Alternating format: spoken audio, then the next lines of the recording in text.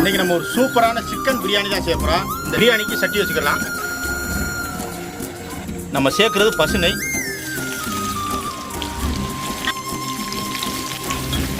இந்த பாருங்கள், வெங்காயம் நல்லா வதங்கிருச்சு.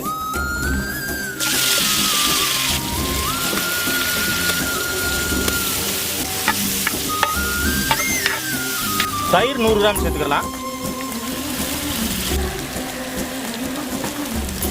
இந்த மாதிரி நறுக்கி சேர்க்கும்போது அப்படியே இந்த சிக்கனை வந்து கல்லுப்பு சேர்த்துக்கலாம். 1க்கு 1 தண்ணி சேர்த்துக்கிடுவோம்.